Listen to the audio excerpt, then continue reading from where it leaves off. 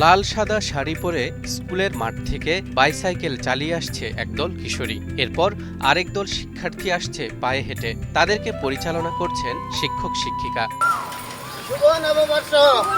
রাস্তার পাশ দিয়ে সারিবদ্ধভাবে কেউ সাইকেল চালিয়ে আবার কেউ বা পায়ে হেঁটে সামনে এগিয়ে চলেছেন। হাস্যোজ্জ্বল মুখে হাত নাড়িয়ে সবাই শুভেচ্ছা বিনিময় করছেন।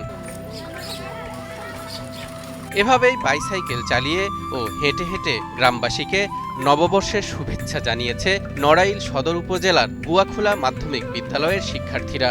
শুভ নববর্ষ। আজ পয়লা বৈশাখ অর্থাৎ নতুন বাংলা বছরের প্রথম দিন।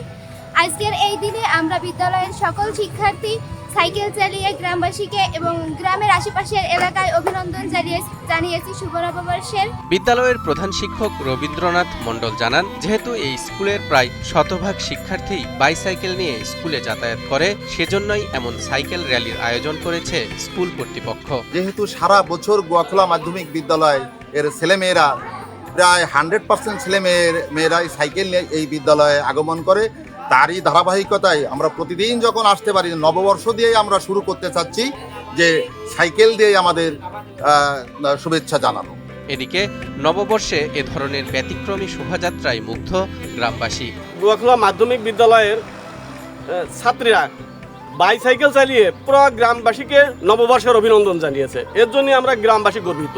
অনুষ্ঠানে সাংস্কৃতিক আয়োজনের পাশাপাশি বই পড়াকে উৎসাহিত করতে বিশ্ব সাহিত্য কেন্দ্রের ভ্রাম্যমাণ লাইব্রেরি নড়াইল ইউনিটের পক্ষ থেকে শিক্ষার্থীদের পুরস্কৃত করা হয়। আজকে পয়লা বৈশাখ উপলক্ষে আমরা এখানে অনুষ্ঠান করছি, নৃত্য, আলোচনা সব, বৈশাখী গান এবং সাইকেল র্যালি।